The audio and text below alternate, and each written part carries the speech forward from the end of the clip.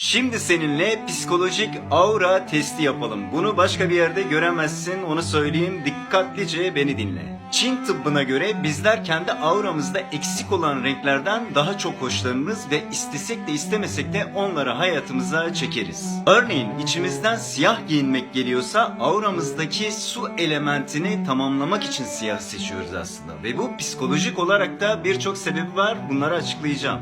Şimdi ekrana bir fotoğraf gelecek. Bu fotoğrafta 6 kozmik enerjilere sahip doğal taşlar olacak bunlar ve hepsine bir numara koymuşum farklı renklerde. Sizden ricam sadece ilk gözünüze çarpan ve çektiğiniz renk hangisi? Numarasıyla yorumlara yazın ve sonra açıklama kısmında detaylı olarak 6 taşın hangi auranızda eksikliğe neden olduğunu, neyi bekliyorsunuz, bunların hepsini yazacağım. Videoyu beğenmeyi unutma ve sen de dene dediğin arkadaşına gönder, takipte kal.